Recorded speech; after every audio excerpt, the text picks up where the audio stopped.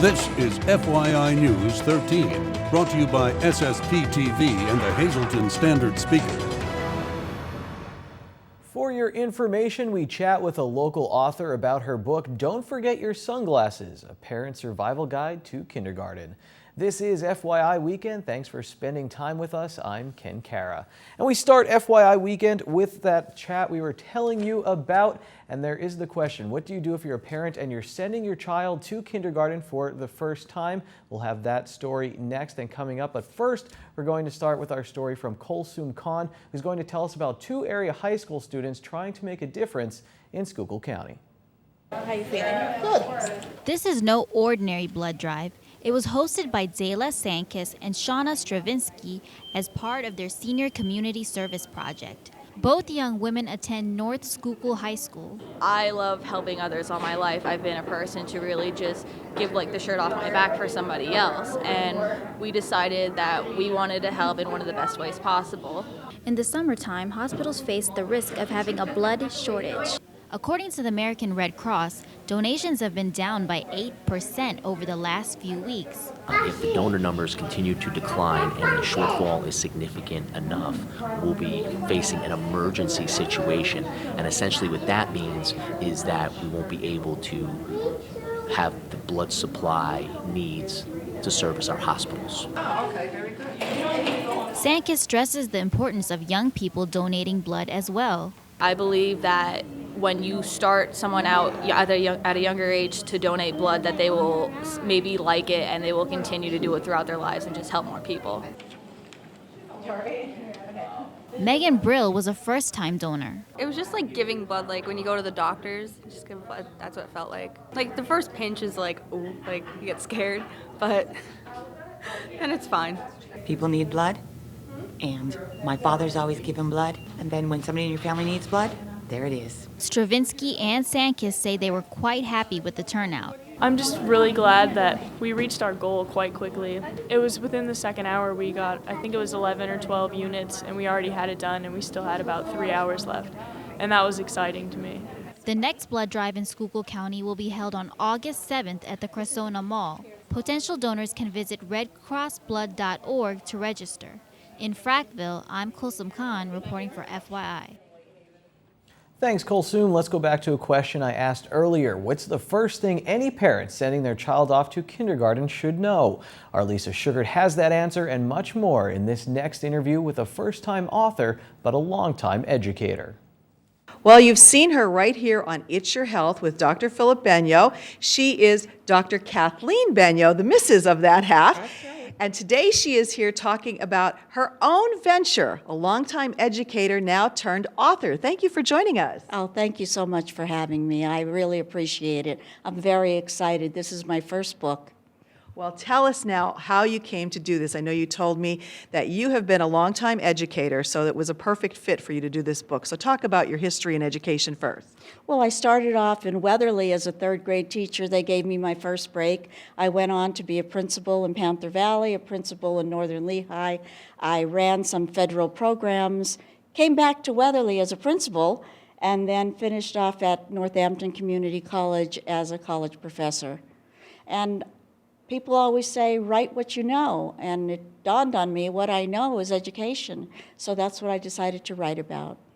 All right, so now the book is called Don't Forget Your Sunglasses, a Parent's Survival Guide to Kindergarten. That's a unique name, so tell us how you came up with that.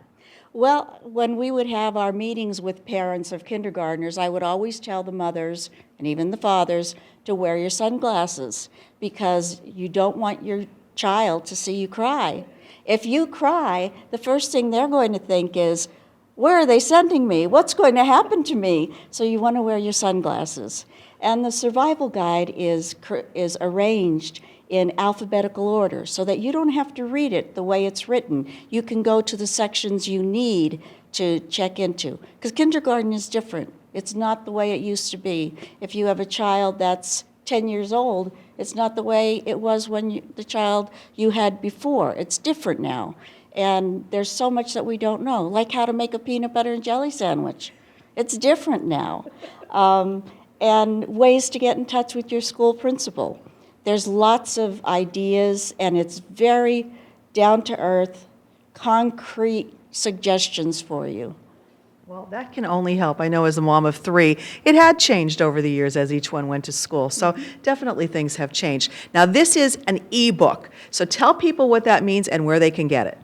Well, means it's electronic book, and you can get it from Amazon, but you don't have to have a Kindle reader. If you go to Amazon, they will provide one for you for free, not the Kindle reader, but a Kindle application. Or if you go on your iPad or your iPhone, you can download the Kindle application and read all of the books that are available on Kindle through that, including mine. So this is your first book, but you already have the second one done, and that's coming out shortly as well. Yes, I think it'll be out this week. It's called Start at Home. It's the first volume in a series of volumes about, again, working with your young child, getting them prepared for school, and helping them at home. They can only be successful if you work with them. Well, very good advice. So for anyone who wants more information on your book, do you have a website or anything that they could go to? Well, not right now, but they can find me on Facebook, and they can also contact me at kbenyo@gmail.com. Okay, very good. And the name of the book again is Don't Forget Your Sunglasses, A Parent's Survival Guide to Kindergarten, available on ebook, and you can get it for your phone or your tablet or your computer, so whatever you'd like to do. Check it out, some great advice from a really nice lady. Thank you for joining us. Thank you, and thank you for checking out my book. Once you finish Kathleen Benyo's book, how about picking up the Sunday edition of the Standard Speaker? They will have a very interesting story about a wedding ceremony at Holy Annunciation Parish at St. Gabriel's Church in Hazleton that will unite 12 couples. Read all about it in Sunday's edition of the Standard Speaker.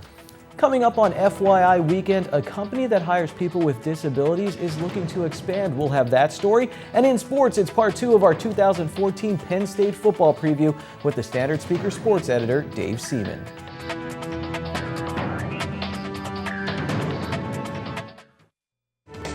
This is FYI News 13, brought to you by SSPTV and the Hazleton Standard Speaker.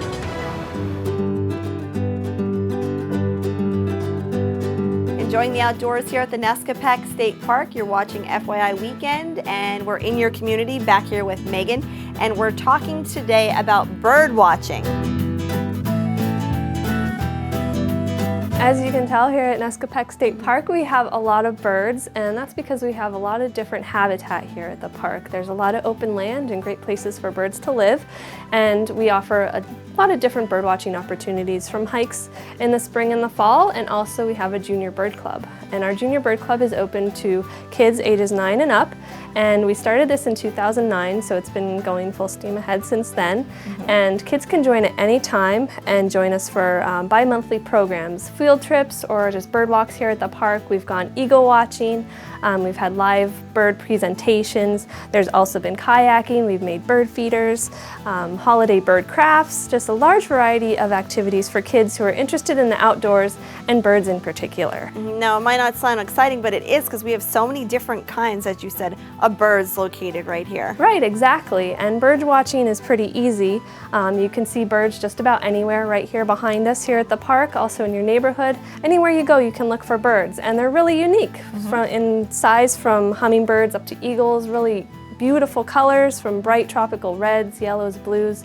And you can look them up online and see what kind they are. Exactly, and there's field guides, and when you come out with the bird club, you'll have expert guides to help you identify and learn more a little bit about those birds. All right, any other information they could go to your website? Right, we're on our website, visit paparks.com, and also on Facebook. You can find us there as well. All right, Nescopeck State Park, enjoying the outdoors right here on FYI Weekend. We are here at CTC Manufacturing in Beaver Meadows. I believe it is one of the well-kept secrets in our area, but what they do here is great importance and also employs a lot of hardworking people. With me is Steve Peterson, who is the president of CTC. This is a great place that maybe not a lot of people are familiar with. So tell us, first of all, Steve, what is CTC Manufacturing? Okay, we're a 44-year well-kept secret. We're a 501c3 job center. Our purpose is pre-vocational and provide employment and job training for people with disabilities. Right now we have 44 people with disabilities here and 95 total, so it's a we are the biggest workforce right in our immediate area. And we have some people in our crews that have been here for the entire 44 years, 2 people, so it's amazing. Wow. That is amazing for anybody to be lasting that long at a workplace. Now, this place is doing well, which in today's economy, you don't always hear that. But CTC is doing fantastic. They're looking to grow, and that would also be good news for some people who recently received bad news. The people who were working with United Rehabilitation Services in Hazleton, also known as URS. You're looking to grow your company and also hopefully hire some of those people. Yeah, and we actually have some good news. We've actually hired 4 people already from URS. We've reached out and we've had some really good response. The people we have here now have really enjoyed working here. They like the work pace that we have here. They like the opportunity. So it's part of what makes us really excited. But there were 80 people at URS. Now, not all of them would be suitable for this work environment, but there are probably quite a few. And so we're trying to reach out as many as we can. Now, when we step inside the door here, there are a lot of different jobs going on. So tell us a little bit about the various things and the contracts you have with major firms that make all this work possible. We have a wide range of what we do. We sort of departmentalized. Our biggest one is assembly and packaging, and our biggest partner in all that is Henkel, which is Dial Soap. We've been working now, this is our 4th year. It's been a progressive relationship. It provides assembly type work opportunities for people with disabilities, and they become much more productive and means that they earn more money. So we're really excited. We've solved a problem for Henkel. They've helped provide employment for people with disabilities, and it's allowing us the opportunity to grow and move into more space. And in fact, it's that contract primarily that's driving us in our search for new space. And we're hoping that we can look at the industrial park, one of the industrial parks in the Hazleton area, or possibly someplace that would be located in Carbon County as well. What does it mean to work here? You're telling me that it's a win-win situation for everybody that works here. People with disabilities are the biggest beneficiaries because they become more self-sufficient, they earn money, they have a concept of, like we all do, everybody that's in the community, first thing they ask is, what do you do? What's your job? And now we have people that can answer that they work here, what they do, they either pack, they sew, they do something. So the identity of having a job is a big thing, a chance to make money, a chance to learn and move up to new jobs, because people can start out on some of the easier jobs and they will move up into jobs like the Henkel job, the Weiler job, which are the top of the line, and gives them some real opportunities to make some good money. When you're looking to grow, you said you're also hoping that maybe down the road you can become a certified packaging vendor. What would that mean? Okay, my understanding is it's a 4 to 6 month process. Will allow us to process product here, and it would go right from here out into their distribution centers, would not have to go back to the customer, would not cost the customer extra cost of having to handle product twice. It would make us more valued as a vendor. So if we're able to achieve that, it's going to be a significant step for us. You're kind of you're a nonprofit organization, but you're thinking like a for-profit organization. 5 years ago, we had to make some tough decisions, went through what URS went through. We don't do anything that we can't make money on and provide more job opportunities. And the bottom line, what's come to is that we get 17% state funding, the rest of it is self-sufficient from what we earn here. So the people themselves are keeping this organization open. We're not obviously here to make profits, we're here to reinvest, buy equipment, expand our capability, and provide more jobs. 3 to 5 years from now, we want to be a truly tri-county organization. For anybody watching right now, whether they be a corporation or they be a person who maybe thinks they could work here, what would you want to say to them? Give us a call, come and take a tour. We're happy to come and talk to any potential customer or anything. Our current customers are more than happy to give us a letter of reference or a recommendation to show what we can do, and that's all we're asking is an opportunity to show what we can do. We're not asking favors, we're not asking special consideration because we help people with disabilities. We're just looking for opportunities, and I think we've shown in a lot of ways that we're quite able to step up and handle what we're asked to do. Well, thank you for letting us be in here, and we wish you best of luck in your growing. We hope that things take off and that you increase your production and your workforce huge amounts, and just keep growing in success. Well, when we get to a new location, we'll have to have you back. That sounds like a plan. And if anybody out there needs information, please don't hesitate to call CTC Manufacturing. As Steve said, it's a win-win for everybody involved. Hey Lisa, thank you for that. And now let's check out the community calendar on FYI weekend. There will be a crab dinner. I'm in favor of that. That will be held in Nesquehoning, the Shrine of Teresa at Madonna Hall. And the cost is just $10. Now for more information, you can call 669-6075. When we come back, it's part 2 of our Penn State football preview.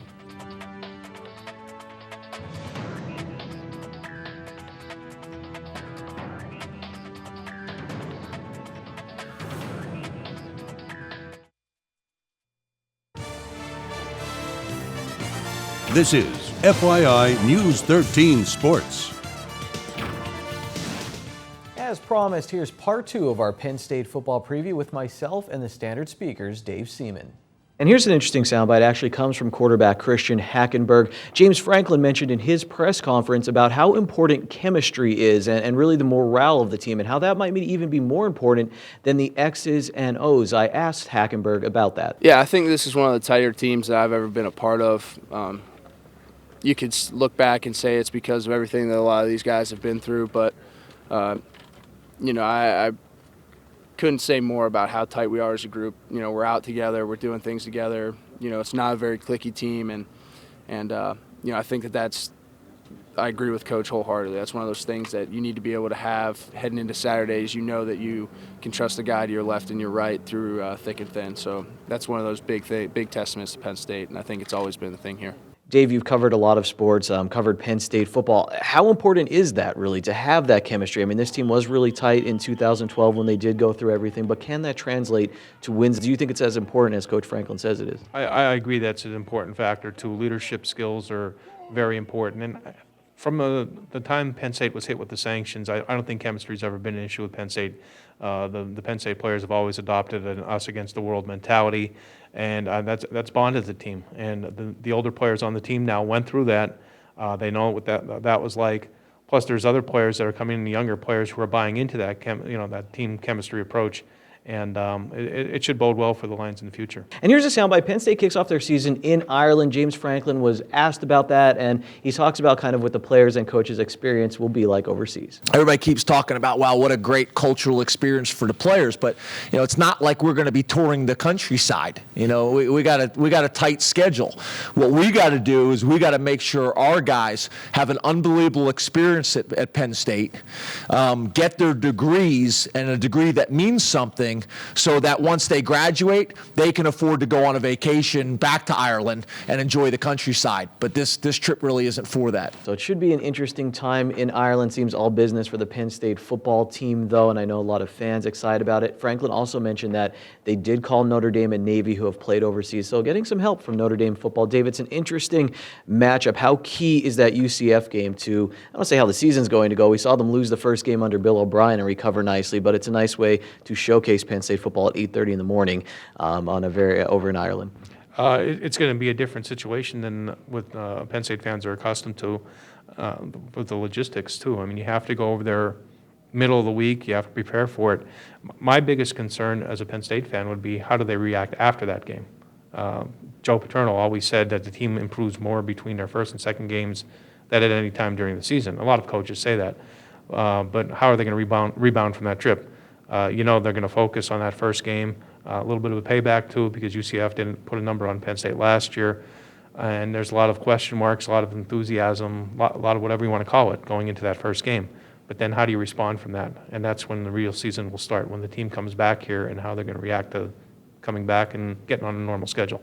And it should be very interesting because when they do come back home, they get Akron at first, and that's a home game at Beaver Stadium. And then they hit the road against Rutgers, and that will be a Big Ten conference game, originally just scheduled as a non-conference game, but that'll be an interesting Big Ten test early on the road. We have one final soundbite from James Franklin. He's talking about more the entire Penn State community, and he was asked about, it was about Mike Hull calling plays maybe on defense, leading that defense, and Franklin talked about how important it is for the defense to be on the same page, and then it grew into this answer. It's not always about making the perfect call. It's about getting everybody on the same page and pulling the rope in the same direction. That's the players on the field, that's the coaches, that's the fans, that's the community, that's all of us. And that's what we've been working so hard to do for the last 7 months, is bring the family back together and make it stronger than it's ever been. So Dave, Coach Franklin talking there about the importance of bonding the Penn State community. You heard that with Bill O'Brien. Obviously very important right now, but I think he's done a great job of that. And if you listen closely to his press conferences, he will talk about the fans a lot, the alumni, the current and past players. How much of a good job do you think he's done of uniting the Penn State community? Do you think that stadium will be 107,000 strong like he wants it to be come the fall? Oh, I think it'll be full for the bigger games. I mean, I can't see the fans coming out for the Massachusetts game on September 20th or whenever that game is. It's hard to get fans to buy into games like that. But when there's a big game, the Penn State fans usually do come out, and they are an important part of the whole experience, the Penn State experience. The team seems to feed off their enthusiasm.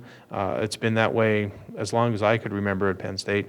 And the team's playing well, the fans respond, and vice versa. Now I'm going to upload our entire Penn State football preview, and it will include a soundbite from Dave and myself that you did not see on FYI. So get ready for that, and get ready for Adopt Me, because that's coming up on FYI after this break. It's the weekend, and I love sitting at a high top, ordering some delicious apps and having a few beverages with my friends at Bottlenecks, where they have an awesome atmosphere with awesome food.